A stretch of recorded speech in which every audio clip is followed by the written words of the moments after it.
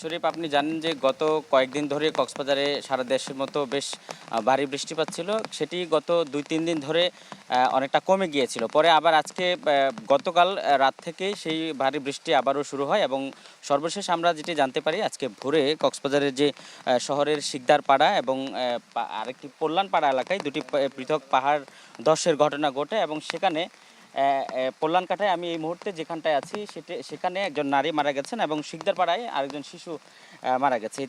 পরে তাদেরকে fire service এসে উদ্ধার করেছিল, কিন্তু আসলে ঘটনাস্থলে তাদের মৃত্যু হয় এবং এই এলাকা জুড়ে আপনি জানেন যে পাহাড় কাটার একটা আতঙ্ক, পাহাড় ধসের একটা আতঙ্ক তৈরি হয়েছে। কারণ এই গত কয়েকদিন ধরে যে বিষয়টি দেখতে পাচ্ছি যে চলতি মৌসুমের শুরুতে কক্সবাজার যে উকিয়া রোহিঙ্গা ক্যাম্প রয়েছে সেখানে একই রাতে 10 জনের মৃত্যু হয়েছিল। পরবর্তীতে কয়েকদিন পর এই শহরেই পার্শ্ববর্তী আরেকটি এলাকা বাদশাহগোনা, সেখানেও ঘুমন্ত অবস্থায় স্বামী স্ত্রীর মৃত্যু হয়েছিল এবং আজকে আরও নতুন করে 2 জনের মৃত্যু হয়েছে। এবং স্থানীয়রা যেটি বলছেন যে সারা বছর জুড়ে আসলে পাহাড় কাটার বিরুদ্ধে কোনো ব্যবস্থা না নেওয়া এবং সারা বছর জুড়ে পাহাড় কাটার কারণে ভারী বৃষ্টিতে সেই পাহাড়গুলো ধসে পড়ছে এবং বিশেষ করে যে সমস্ত জায়গায় পাহাড়ের পাদদেশে লোকজন বসবাস করছে সেখানেই সবচেয়ে বেশি পাহাড় ধসের মৃত্যুর ঘটনা ঘটছে এবং এই মৃত্যু ঘটনা এড়াতে প্রশাসনের পক্ষ থেকে শুধুমাত্র মাইকিং এবং এর বাইরে আর কোনো তেমন কার্যক্রম দেখা যায় না, যার ফলে পাহাড়ের পাদদেশে যারা অবস্থান করে তারা থেকে যায়। শরীফ, নগদের কাছে